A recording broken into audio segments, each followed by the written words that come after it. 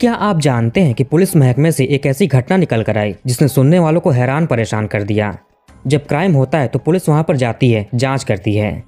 जहां एक तरफ पुलिस तफ्तीश कर रही थी, वहीं दूसरी ओर पुलिस केस को उलझा भी रही थी। क्या हो अगर पुलिस वाले खुद ऐसे ऐसे गेम खेलने लगें कि अच्छे खासे तेज दिमाग वाले लोग भी एक बार के लिए कंफ्यूज हो जाएं। आज की कहानी एक ऐसे साजिश की कहानी है जिसने मरे हुए को मरने ही नहीं दिया, उसको जिंदा रखा। नमस्कार दोस्तों, तो क्या हाल चाल हैं आपके। आज हम बात कर रहे हैं मोनिका यादव केस के बारे में। इस कहानी की शुरुआत होती है भारत की राजधानी दिल्ली से। दिल्ली में एक जगह है मुखर्जी नगर। ये बहुत फेमस जगह है। इसे यूपीएससी एस्पिरेंट्स का हब भी माना जाता है। यहाँ ज़्यादातर यूपीएससी की तैयारी करने वाले लोग रहते हैं। 2020 में यही आम लोगों की तरह एक लड़की भी यूपीएससी की तैयारी करने के लिए आई थी। लड़की का नाम था मोनिका यादव। इसे जानने वाले लोग मोना कहकर पुकारते थे। इनकी एज थी 28 साल। इनका मूल रूप से निवास स्थान बुलंदशहर का था। 2020 में ये दिल्ली के मुखर्जी नगर आई थीं। इसके अगले साल सितंबर 2021 में इन्होंने अपने घर वालों को कॉल करना बंद कर दिया। 8-9 सितंबर से बात होनी बंद हो गई। शुरुआत में तो ऐसा कुछ अजीब था नहीं, क्योंकि कभी कभार ही मोना अपनी बहन या माँ को कॉल करती थीं। चूँकि ये इतने बड़े एग्जाम की तैयारी कर रही थी तो इन्हें टाइम नहीं मिल पाता था। इनके पिताजी पुलिस में थे। 2011 में किसी दुर्घटना की वजह से उनकी मृत्यु हो गई थी।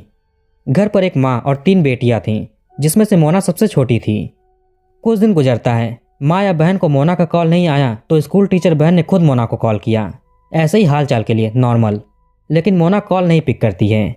बहन को लगा कि वो पढ़ाई में बिजी होगी, कॉल देखेगी तो वापस कॉल बैक करेगी। अब इसमें भी कुछ दिन बीतता है, लेकिन मोना ने कॉल नहीं किया। इस बारे में बहन ने माँ को बताया। अब दोनों सच में थोड़े परेशान होकर मोना को कॉल करते हैं। अभी भी वो फ़ोन नहीं उठा रही। मोना के एक दोस्त भी थे दिल्ली में, सुरेंद्र राणा। पहले मोना दिल्ली पुलिस में एक कांस्टेबल थी। 2014 में इन्होंने ड्यूटी ज्वाइन किया था। पुलिस की पीसीआर यूनिट में इनकी ड्यूटी लगी थी। यहीं पर थे सुरेंद्र राणा, जो पीसीआर यूनिट में एक ड्राइवर का काम करते थे। ये एक हेड कांस्टेबल भी थे। चूँकि मोना और सुरेंद्र एक ही यूनिट में काम करते थे तो इनकी जान पहचान भी हो गई थी, दोस्ती थी। मोना से सुरेंद्र 12 से 15 साल बड़े थे। मोना इन्हें डैडा कहकर बुलाती थी। डैडा यानी डैडी यानी पिताजी। मोना इन्हें पिता समान मानती थी। सुरेंद्र भी मोना को बेटा बोलते थे। मोना ने कांस्टेबल की ड्यूटी के दौरान ही यूपी पुलिस सब इंस्पेक्टर का एग्जाम दिया था। इन्होंने एग्जाम दिया और क्लियर कर लिया। अब ये दिल्ली में कांस्टेबल से यूपी में सब इंस्पेक्टर बनने वाली थीं। पर मोना ने ड्यूटी ज्वाइन नहीं किया। इनके अंदर कॉन्फिडेंस आता है। कांस्टेबल की ड्यूटी के दौरान ही ये सब इंस्पेक्टर की प्रिपरेशन कर रही थीं। कांस्टेबल को तो दिन भर इधर उधर दौड़ना पड़ता है, कभी यहाँ जाओ तो कभी वहाँ। इस समय मोना को प्रिपरेशन का जरा भी टाइम नहीं मिल पाता था, लेकिन फिर भी इन्होंने सब इंस्पेक्टर का एग्जाम क्लियर कर लिया। इन्होंने सोचा कि अगर ये पूरी लगन से यूपीएससी की तैयारी करें तो उसे भी क्लियर कर सकती हैं। इनका बचपन से ही आईपीएस बनने का सपना था। ये पढ़ाई में काफ़ी तेज़ भी थी। थोड़ी मेहनत करें तो इसे भी क्लियर कर सकती हैं। घर वाले तो हमेशा से ही सपोर्टिव थे ही। साल 2020 में मोना ने कांस्टेबल की नौकरी से रिज़ाइन कर दिया और मुखर्जी नगर चली गई। यहाँ पर ये एक पीजी में रहकर यूपीएससी की तैयारी करने लगी। दिल्ली में इनके अच्छे दोस्त सुरेंद्र तो थे ही। इन्होंने ही मोना को गाइड किया, हेल्प की। ये एक लोकल गार्जियन के समान थे। सुरेंद्र का घर दिल्ली के अलीपुर में था। चूंकि सुरेंद्र और मोना अच्छे दोस्त थे तो मोना अपने घर के फंक्शंस में भी इन्हें बुलाती थी। सुरेंद्र जाते भी थे। इस तरह से मोना के घर वाले भी सुरेंद्र को अच्छे से जानने लगे थे। सितंबर 2021 में जब मोना ने घर वालों को कॉल करना बंद कर दिया तो मोना की बहन सुरेंद्र को फ़ोन लगाती हैं। इन्हें बताया कि मोना फ़ोन नहीं उठा रही है। अब तो 2-3 हफ्ते हो गए, कई दिनों से उससे बात नहीं हुई। ये सुनकर सुरेंद्र भी हैरान होते हैं। पहले सुरेंद्र की भी मोना से बात होती रहती थी। कभी कभार ये उससे मिलने के लिए मुखर्जी नगर भी जाते थे। लेकिन पिछले कई दिनों से इनकी भी मोना से बात नहीं हुई थी। इन्होंने अब ध्यान दिया। दरअसल ड्यूटी में बिजी होने की वजह से इन्होंने गौर नहीं किया था। सुरेंद्र ने मोना की बहन से बोला कि ये ड्यूटी के बाद जाकर देखेंगे। ये पीजी गए भी, लेकिन वहाँ पर मोना नहीं थी। थोड़ा आसपास पता किया तो जानकारी मिली कि 8-9 सितंबर से ही लड़की नहीं दिखी। पीजी में उसकी किताबें, सामान वगैरह ऐसे ही पड़े हुए हैं। अभी तक मोना को गायब हुए महीने भर हो चुके थे। सुरेंद्र ने मोना की बहन को बोला कि मोना पीजी में नहीं है, आप जल्दी से यहाँ आ जाओ। अब 20 अक्टूबर 2021 को मोना की बहन बुलंदशहर से दिल्ली के मुखर्जी नगर आई। सुरेंद्र भी इनसे मिलते हैं। इसके बाद ये दोनों लोग साथ में मुखर्जी नगर पुलिस स्टेशन गए। बताया कि मोना नाम की लड़की महीने भर से लापता है, उसकी गुमशुदगी की रिपोर्ट लिखी है। अब एक होनहार लड़की जो दिल्ली में पुलिस कांस्टेबल थी, यूपी में सब इंस्पेक्टर का एग्जाम क्रैक किया, यूपीएससी की तैयारी कर रही थी। सबको विश्वास था कि ये यूपीएससी भी क्रैक कर लेगी, बड़ा अफसर बनेगी। ऐसी लड़की आखिर कहाँ जा सकती है। इन्होंने मोना की बहन को बड़े ऑफिसर से भी मिलवाया। मुखर्जी नगर पुलिस मामला दर्ज करके उस पर कार्रवाई, इन्वेस्टिगेशन शुरू कर देती है। मोना की बहन से, बाकी परिवार के लोगों से उनका बयान लिया जाता है। आखिरी बार मोना से कब बात हुई थी, कहाँ उसे देखा गया था। हेड कांस्टेबल सुरेंद्र राणा भी इन्वेस्टिगेटिंग ऑफिसर के टच में थे, हमेशा अपडेट लेते रहते थे। खाली समय में उनके साथ इन्वेस्टिगेशन भी करते हैं। मोना के घर पर भी ये जाते हैं, उनको संभालते हैं, क्योंकि एक जवान बेटे के गायब होने का गम था। चूंकि सुरेंद्र पुलिस में थे, इनके बहुत लोगों से कांटेक्ट होंगे, खबरी होंगे, मुखबिर होंगे। ऐसे ही एक दिन सुरेंद्र को मुखबिरों से कुछ जानकारी मिलती है। इन्होंने कॉल करके मोना के घर वालों को भी जानकारी दी। इसमें था कि मोना एक लड़के से प्यार करती है, लड़के का नाम है अरविंद। मोना अरविंद के साथ ही कहीं चली गई। ये सुनकर घर वालों को बहुत हैरानी हुई, आखिर मोना ऐसा कैसे कर सकती है। हमने तो कभी भी उस पर किसी चीज़ का दबाव नहीं बनाया, वो हमेशा अपनी बातें हमें बताती थी। कभी उसने अपने प्यार के बारे में क्यों नहीं बताया, जिक्र तक नहीं किया। आज वो बिना बताए उसके साथ क्यों चली गई। जब पुलिस को यह बात पता चला तो ये कहने लगे कि लड़की अपने किसी लवर के साथ चली गई है, वो गायब नहीं है, ये प्यार वार का चक्कर है, वो घर आ जाएगी, इसमें चिंता की कोई बात नहीं है। इस तरह से पुलिस ने केस में काम करना स्लो कर दिया। अब तो ना के बराबर ही पुलिस इन्वेस्टिगेशन कर रही थी। उधर घर वाले मोना को लेकर परेशान थे, पता नहीं वो किस हालत में होगी। इसके इस तरह जाने से समाज में परिवार की बदनामी हो रही थी कि कैसे संस्कार दिए हैं। इससे पूरा परिवार डिप्रेशन में जाने लगा था। कुछ हफ्तों के बाद मोना के नंबर से उसका एक वॉइस मैसेज किसी परिजन के फ़ोन पर आता है। इसमें मोना ने बोला कि वो ठीक है, सही सलामत है, ये जल्दी ही घर आ जाएगी। ऐसा ही कुछ मैसेज था। फिर इसके कुछ दिनों के बाद अरविंद नाम के शख्स ने मोना के किसी परिजन को कॉल किया और बोला कि मैं अरविंद हूँ, मोना मेरे साथ है, हम दोनों रोहतक जा रहे हैं, हमने शादी कर ली है, लेकिन मेरे घर वाले शादी के खिलाफ हैं, वो हमें ढूंढ रहे हैं, हमारी जान को खतरा है, इसीलिए हमें इधर उधर जाना पड़ रहा है, छिपना पड़ रहा है। आप लोग चिंता मत करिए, 10-12 दिनों में मामला ठीक हो जाएगा, तब मैं मोना को घर ले आऊँगा। इधर से परिजन ने बोला कि आप एक बार मोना से बात कराइए। फिर अरविंद ने बोला कि वो बहुत डरी हुई है, बात करने की हालत में नहीं है, पर वो ठीक है, हम जल्दी ही घर आ जाएंगे, हमें ढूंढने की कोशिश मत करिएगा। घर वालों ने हेड कांस्टेबल सुरेंद्र को ये बात बताई। इससे एक एड्रेस मिला, ये किसी होटल का था। पुलिस तो ठीक से इन्वेस्टिगेशन कर नहीं रही थी। एड्रेस मिलते ही मोना की बहन और सुरेंद्र उस जगह पर गए। वहाँ होटल में रिसेप्शन पर पता किया। रूम मोनिका के नाम से रजिस्टर्ड था, यानी मोना। होटल में चेक इन करते समय रिसेप्शन वाले आईडी प्रूफ मांगते हैं, यहाँ भी मांगा गया था। रूम बुक करने के लिए मोना का आधार कार्ड यूज़ हुआ।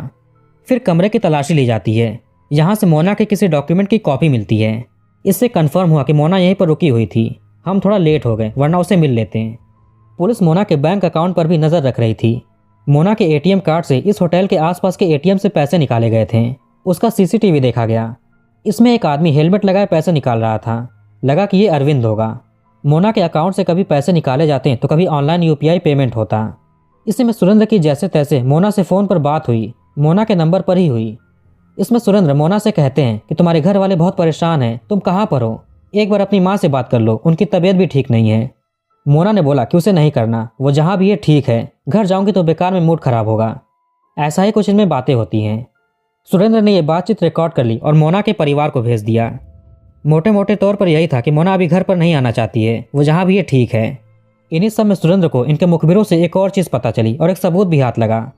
चूंकि ये कोविड का टाइम चल रहा था और देश भर में वैक्सीनेशन की प्रक्रिया हो रही थी, तो मोना ने भी अपना वैक्सीनेशन कराया था। सुरेंद्र को मोना का यही वैक्सीनेशन सर्टिफिकेट मिल जाता है। इन्होंने मोना के परिजनों को सर्टिफिकेट भेज दिया। घर वालों को तसल्ली हुई कि वो ठीक है, लौट आएगी। अब तो कोविड का वैक्सीन भी लगवा लिया है। धीरे धीरे समय बीत रहा था। मोना और अरविंद अलग अलग जगहों पर भटक रहे थे। बीच बीच में अरविंद यानी मोना को भगाकर शादी करने वाला मोना के परिजनों को कॉल भी कर रहा था। अभी तक तो 2023 का साल आ गया। इन्हीं 1.5-2 सालों में टोटल 5 बार बातें हुई। ये बातें मसूरी, ऋषिकेश, पंजाब, हरियाणा और देहरादून के होटल से हुई थी। जैसे ही मोना की बहन को जगह का पता चले, ये सुरेंद्र के साथ उस जगह पर जाती, वहाँ के रिसेप्शन पर देखती। यहाँ से पता चलता कि मोना यहाँ पर आई थी, फिर चली गई। एक बार तो कर्नाटक में भी लोकेशन मिला था। अब तक तो 2 साल बीत चुके थे। मोना की बहन भी इधर उधर दौड़ भाग कर रही थी, पर किसी भी होटल में मोना नहीं मिली। लेकिन यह तो कन्फर्म हो रहा था कि मोना इन्हीं जगहों पर ठहरी हुई थी। कभी कभी तो बहन पुलिस स्टेशन भी जाती, मुखर्जी नगर के। रात भर वहीं बैठकर इंतजार करती थी कि कब पुलिस वाले बहन की खबर दें। फिर सुबह में बुलंदशहर ये वापस लौट जाती। चूँकि ये एक स्कूल टीचर थी, तो ऐसे ही छुट्टी लेकर बार बार नहीं आ सकती थी, अपना काम भी देखना था। सुरेंद्र भी कई बार पुलिस स्टेशन जाकर केस की अपडेट लेते, फटकार लगाते कि इन्वेस्टिगेशन ठीक से करिए। सुरेंद्र लगातार पुलिस वालों और परिवार के टच में थे। इन्वेस्टिगेशन में जो होता ये खुद ही मोना के परिजनों को बताते। अब तक तो मोना को गए लगभग 2 साल बीत चुके थे। जुलाई 2023 के आसपास एक दिन मोना की स्कूल टीचर बहन सोचती हैं कि इनकी बहन को गए इतने दिन हो चुके हैं, शादी करने के बाद वो और अरविंद भागे थे। अरविंद ने बोला था कि 10 से 12 दिनों में सब कुछ ठीक हो जाएगा तो ये घर पर आएंगे, लेकिन आज तक नहीं आए। अब तक तो उस अरविंद के घर वालों ने भी उन्हें ढूंढना बंद कर दिया होगा।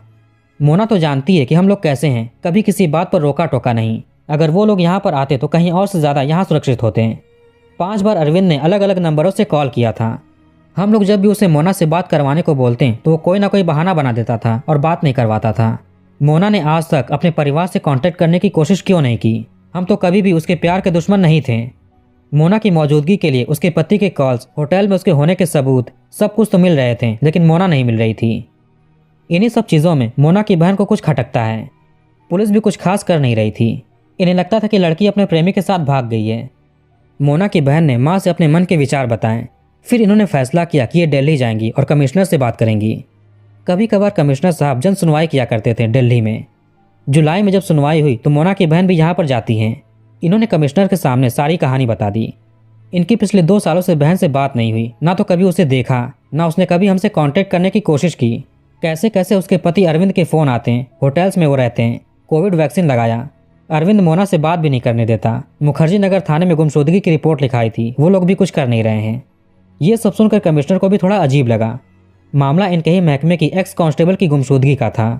जब पुलिस अपने कलीग को नहीं ढूंढ पा रही तो वो आम जनता के साथ क्या करेगी? यही सब सोच विचार करके कमिश्नर ने केस सीधे दिल्ली क्राइम ब्रांच के हाथों सौंप दिया और बोला कि जल्द से जल्द सॉल्व करिए। अब ऑर्डर सीधे कमिश्नर के पास से आया तो क्राइम ब्रांच के लोग भी तेजी से जांच शुरू कर देते हैं। अब यहाँ से मोना को ढूंढने की कोशिश वापस से शुरू हुई। क्राइम ब्रांच में एक टीम का गठन किया गया। मोना के परिजनों से सारी बात की जाती है। आज तक मोना के साथ क्या क्या हुआ, उसकी मौजूदगी कहाँ कहाँ पर थी, वगैरह वगैरह। घर वालों ने 2 सालों की पूरी कहानी बताई कि पहले मोना का वॉइस मैसेज आया उसके ही नंबर से। कुछ दिनों के बाद उसके पति अरविंद ने कॉल किया। वो लोग रोहतक जा रहे थे। इन 2 सालों में केवल अरविंद से ही बात हुई थी। उसने 5 बार अलग अलग नंबरों से कॉल किया। जब भी कॉल करता तो जगह अलग होती, जैसे कभी मसूरी, ऋषिकेश, देहरादून, हरियाणा और पंजाब। मोना का ATM कार्ड भी यूज हो रहा था और वो ऑनलाइन UPI पेमेंट भी कर रही थी। और हाँ, मोना ने कोविड वैक्सीन भी लगवाया। ये सब सुनकर क्राइम ब्रांच के ऑफिसर सीधे अपना फोकस उन नंबर्स पर करते हैं जिससे अरविंद ने कॉल किया था। मोना के घर वालों ने तो उन नंबर्स को सेव करके रखे थे, ये क्राइम ब्रांच को दे देते हैं। 4 से 5 नंबर मिले, इन सबको खंगाला जाता है। कब कौन सा नंबर कहाँ पर एक्टिव था, इन नंबर्स को किसने खरीदा था, इसके मालिक कौन है। आमतौर पर सिम खरीदने से पहले ID प्रूफ लिया जाता है, रजिस्ट्रेशन फॉर्म भरा जाता है, तभी सिम रजिस्टर हो पाता है। यहाँ पर भी क्राइम ब्रांच ने सोचा कि सिम रजिस्टर करने से पहले ID प्रूफ भी लिया गया होगा। क्राइम ब्रांच ने उन नंबर्स के रजिस्ट्रेशन फॉर्म्स निकलवाए। जो फॉर्म मिले उसके एड्रेसेस पर जाया गया। नंबर रखने वालों से पूछताछ हुआ। यहाँ से एक चीज़ मिली कि सभी के सभी नंबर्स को फर्जी तरीके से लिया गया था। फॉर्म में फोटो किसी और का था और नाम किसी और का। इन फॉर्म्स को मोना के परिजनों को दिखाया गया। एक फोटो को घर वाले थोड़ा थोड़ा पहचान रहे थे। नाम लिखा था पवन कुमार। पुलिस पहले बताए गए एड्रेस पर गई, यानी पवन कुमार के घर गई। पता चला कि ये नंबर तो इसका है, पर फॉर्म में जिसकी फोटो लगी है वो ये नहीं है, किसी और का फोटो है, और ये किसका है नहीं पता। ये सब सुनकर पुलिस हैरान हुई। अब ये फोटो वाले इंसान को ढूंढते हैं। घर वालों को याद आया कि ये फोटो वाला आदमी हमारे घर के फंक्शंस में आ चुका है। मोना के एक दोस्त हैं सुरेंद्र राणा, ये दिल्ली पुलिस में हेड कांस्टेबल और PCR ड्राइवर हैं। ये फोटो वाला आदमी उनके ही साले यानी उनकी पत्नी के भाई रॉबिन के साथ आया था। शायद ये रॉबिन का दोस्त है। इस जानकारी से पुलिस को बहुत मदद मिली। ये आसानी से उस आदमी का पता कर लेते हैं। वो आदमी मिल जाता है। इसे उठाकर पूछताछ किया गया कि तुम्हारी फोटो इस सिम रजिस्ट्रेशन फॉर्म पर कैसे आई। इसने बोला कि मुझे नहीं पता, मेरे दोस्त रॉबिन ने मेरी फोटो मांगी थी। अब रॉबिन को उठाया गया। इसने कहा कि मुझे मेरे जीजा जी ने बोला था, मुझे कुछ नहीं पता, मैं निर्दोष हूँ, जीजा जी ने ही लड़की को मारा। ये आखिरी लाइन सुनकर क्राइम ब्रांच के लोग चौंक जाते हैं। रॉबिन क्या बोल रहा है? मोना अब जीवित नहीं है। इसके जीजा जी यानी सुरेंद्र राणा ने मोना का कत्ल कर दिया है। जो आदमी इतने महीनों से मोना को ढूंढ रहा है, जो परिवार के साथ खड़ा है, पुलिस के साथ है, उसे नहीं कत्ल किया है। आखिर उसने बेटी या बहन मानने वाली उस लड़की का कत्ल क्यों किया? और ये इतने दिनों से छिपा क्यों रहा है? उसके जीवित होने का सबूत क्यों दे रहा है? अब क्राइम ब्रांच ने सीधे हेड कांस्टेबल सुरेंद्र राणा को उठा लिया। इससे सख्ती से पूछताछ हुई। इसने कबूल किया, स्वीकार किया कि मोना का कत्ल हो चुका है और इसी ने ही किया है। आज से करीब 2 साल पहले इसने ही कत्ल करके शव को ठिकाने लगा दिया। कत्ल करने के बाद इसने सारी कहानी रची मोना को जीवित दिखाने की, जैसे कि वो किसी अरविंद नाम के लड़के के साथ भाग गई है, शादी कर ली है। चूंकि मोना और सुरेंद्र की फोन पर बातें होती रहती थीं, तो इसी वजह से सुरेंद्र के फोन में मोना की कुछ कॉल रिकॉर्ड्स भी थे। ये ऑटोमेटिक ही रिकॉर्ड हो गए थे। सुरेंद्र ने मोना की इन्हीं बातों को निकाला और उसे फोन में एडिट किया, काट छाट कर बातें निकाली, जैसे कि मैं ठीक हूँ, घर नहीं आऊंगी, मम्मी बेवजह परेशान हो रही है, मेरा मूड खराब होगा, वगैरह वगैरह। ऐसी ऐसी आवाज़ें निकाल कर ये मोना के फ़ोन से ही उसके परिजनों को भेजने लगा। 3 या 4 बार ये भेजता है। लगा कि अगर ये ऐसा बार बार करेगा तो पुलिस पकड़ सकती है। इसने मोना की पुरानी रिकॉर्डिंग्स और कुछ अपनी आवाज़ को रिकॉर्ड करके ऐसी कहानी बनाई कि सच में लगे कि मोना घर से दूर रहना चाहती है। जब तक अरविंद के घर वाले उन्हें ढूंढना बंद ना कर दे वो घर नहीं आएगी। जबकि मोना ने किसी और टॉपिक पर पास्ट में सुरेंद्र से बात किया था। अरविंद इन्हीं बातों को तोड़ मरोड़ कर एडिट करके दूसरे कॉन्टेक्स्ट में ले गया। इसका पुलिस वाला दिमाग चल रहा था। इसने अपनी कहानी में अपने साले रॉबिन को लाया। उसे सारी सच्चाई बताई कि मोना नाम की एक लड़की का इसके हाथों कत्ल हो गया है। तुम्हें ऐसे ऐसे करना है। तुमको रॉबिन से अरविंद यानी मोना का पति बनकर बात करना है। सुरेंद्र रॉबिन को अलग अलग जगहों से फ़ोन करवाता था मोना के घर वालों को। फिर होटल वाली कहानी आई। कत्ल करने के बाद मोना के सारे आईडी कार्ड्स और मोबाइल फ़ोन सुरेंद्र ने ले ही लिए थे। ये कॉल गर्ल्स को बुलाता, कहता कि तुम्हें इस आदमी यानी रॉबिन के साथ यहाँ पर जाना है। तुम्हारी पहचान मोना होगी, ये आधार कार्ड लो। अगले दिन होटल से चेकआउट कर देना। फिर तुम्हें जहाँ जाना होगा चली जाना, बदले में तुम्हें पैसे मिलेंगे। इसमें कुछ करना तो था नहीं, सारा खर्च सुरेंद्र ही उठा रहा था, इसलिए कॉल गर्ल्स भी बिना सवाल किए मान जाती थीं। इस तरह से अलग अलग होटल में मोना के नाम से रूम बुक होते हैं। वैसे ये टाइम कोविड का चल रहा था और सभी लोगों के चेहरे पर मास्क लगे हुए थे, इसलिए होटल के रिसेप्शन पर कोई ध्यान नहीं देता कि आधार कार्ड में छपी फोटो सामने वाली महिला से मिल रही है या नहीं। होटल चेकआउट करने से पहले ही जानबूझकर मोना की किसी आईडी प्रूफ की फोटोकॉपी रूम में छोड़ दी जाती, ताकि अगर पुलिस यहाँ पर आए तो उन्हें एहसास हो कि मोना यहीं पर रुकी हुई थी। ऐसे ही सुरेंद्र ने किसी महिला का कोविड वैक्सीनेशन भी कराया और आधार कार्ड दिया मोना का। चूंकि महिला के चेहरे पर मास्क था तो किसी ने यहाँ पर भी ध्यान नहीं दिया। मोना का एटीएम कार्ड भी सुरेंद्र यूज़ करता। बैंक अकाउंट में हलचल होगी, लेन देन होगी तो लगेगा कि मोना भाग तो रही है लेकिन खर्च करने के लिए एटीएम या यूपीआई पेमेंट यूज़ कर रही है। रॉबिन से 5 अलग अलग जगहों से कॉल करवाया गया था अरविंद बनकर। चूंकि सुरेंद्र एक पुलिस वाला था तो जानता था कि कैसे क्या होता है, कैसे कोई बदमाश फेक आईडी बनाकर सिम खरीदता है। यही पैतरा सुरेंद्र ने भी अपनाया और सिम कार्ड खरीदा। इसी में एक राजपाल की फोटो और पवन कुमार नाम का आईडी कार्ड यूज़ किया गया। ये सारी चीज़ें सुनकर क्राइम ब्रांच के ऑफिसर्स दंग रह जाते हैं। 30 सितंबर 2023 को सुरेंद्र पुलिस को दिल्ली के ही बुराड़ी इलाके में आने वाले पुष्टा नाम की जगह पर ले गया। यहाँ पर एक बड़ा सा नाला था। पुलिस अपने साथ सफाई कर्मचारियों को भी लेकर आई थी। सुरेंद्र ने यहाँ पर इशारा किया। सफाई कर्मचारी नाले में उतरकर फावड़े से खुदाई करना शुरू कर देते हैं। यहाँ पर बहुत पानी था। नाले के अंदर भारी भरकम पत्थर भी रखे हुए थे। ये सारे पत्थर सुरेंद्र ने खुद रखे थे उस वक्त। पत्थर हटाकर खुदाई हुई। थोड़ी बहुत मशक्कत करने के बाद नाले से इंसानी हड्डियाँ निकलती हैं। सुरेंद्र की निशानदेही पर ही ये सारी चीज़ें निकलीं। अब सवाल उठा कि आखिर सुरेंद्र राणा ने मोना का कत्ल क्यों किया।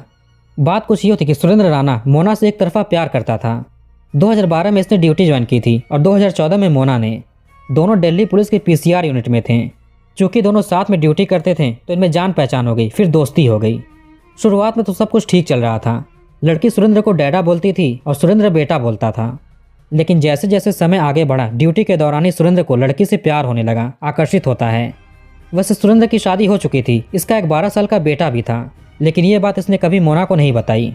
भले ही ये मोना के घर फंक्शन में जाता था लेकिन कभी ये मोना को अपने घर नहीं ले गया, क्योंकि घर पर सुरेंद्र की पत्नी थी। इधर मोना एक ब्रिलियंट लड़की थी। सब इंस्पेक्टर का एग्जाम इसने आसानी से क्लियर कर लिया। अब यूपीएससी की तैयारी कर रही थी। इसे भी ये क्रैक कर लेती। सुरेंद्र को इससे प्यार तो हो ही गया था। इसने सोचा कि ये आगे चलकर बड़ा अफसर बनेगी, फ्यूचर ब्राइट है, इससे शादी कर लूँ तो अच्छा होगा। साथ में इसकी कुछ गंदी नीयत भी थी। काफ़ी सालों तक दिल में प्यार रखने के बाद 2018 में सुरेंद्र मोना से प्यार जाहिर करता है। मोना ने इसे समझाया कि इसे प्यार के दलदल में नहीं फंसना है। इसका फोकस केवल यूपीएससी है, आईपीएस बनना है। ऊपर से ये इसे पिता के समान देखती है। आगे मोना ने कांस्टेबल की नौकरी से रिजाइन कर दिया और मुखर्जी नगर चली गई यूपीएससी की तैयारी करने के लिए।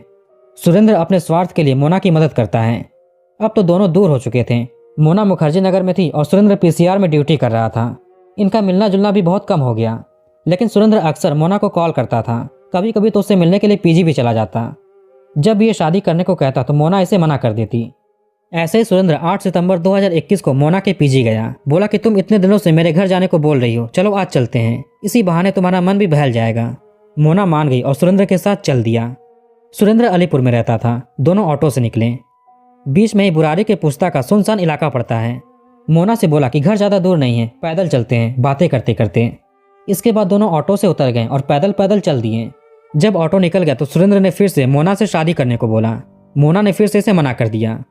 अब यहीं सुनसान रोड पर सुरेंद्र मोना का गला दबाने लगता है। थोड़ी ही देर में मोना ने दम तोड़ दिया। रोड के किनारे पर नाला बह रहा था। सुरेंद्र मोना के शव को घसीटकर नाले के पास लाया। इसने मोना का पर्स खुद रख लिया, जिसमें उसका फ़ोन, उसके आधार कार्ड और बाकी आईडी प्रूफ्स थे। उन दिनों नाला किनारे किनारे पर सूखा हुआ था, पानी कम था, किनारे पर थोड़ी मिट्टी भी गीली थी। सुरेंद्र ने यहीं पर छोटा सा गड्ढा किया, ज्यादा गहरा नहीं। ये मोना के शव को गड्ढे में फेंक कर ढक देता है। आसपास कुछ पत्थर वगैरह पड़े हुए थे। इसने उन पत्थरों को गड्ढे पर लाकर रख दिया ताकि ये ना लगे कि यहाँ पर खुदाई हुई है, और फिर ये भी कि नाले में जब पानी भरे तो मिट्टी से शव ऊपर ना आ जाए। सुरेंद्र को ये डर था कि अब मोना को पता चल गया है कि मैं उससे प्यार करता हूँ, शादी करना चाहता हूँ। अगर मोना ने किसी को बता दिया या मेरी पत्नी को इसके बारे में पता चला तो बहुत बड़ा बखेड़ा खड़ा हो जाएगा, बदनामी होगी, समाज में इज्जत क्या रह जाएगी। अगर शव जिंदा रखने की कोशिश ना होती और शव किसी को मिल जाता तो सुरेंद्र सीधे पकड़ा जाता, क्योंकि ऑटो वाले ने आखिरी बार मोना को सुरेंद्र के साथ ही देखा था। इसके साथ साथ मोना के पीजी के आसपास रहने वाले लोगों ने भी देखा था। अगर जुलाई 2023 में मोना की बहन कमिश्नर से नहीं मिलती और केस क्राइम ब्रांच को नहीं दिया जाता तो केस कभी नहीं खुलता। मुखर्जी नगर पुलिस स्टेशन में ही केस की फाइल पड़ी रहती और धूल खाती। हड्डियों को गड्ढे से निकालने के बाद इसे हॉस्पिटल भेज दिया गया, जहां पर सारी फॉरेंसिक जांच होनी थी। परिजनों का भी ब्लड सैंपल लेकर हॉस्पिटल भेजा जाता है डीएनए जांच के लिए। आगे इस केस की सुनवाई होगी, मुकदमा होगा। तो कहानी को यहीं पर खत्म करते हैं और कमेंट करके बताइए कि वीडियो आपको कैसा लगा। इस वीडियो को लाइक और शेयर जरूर करिए और हमारे चैनल को सब्सक्राइब करके बेल आइकन ऑन कर लीजिए। मिलते हैं नेक्स्ट वीडियो में।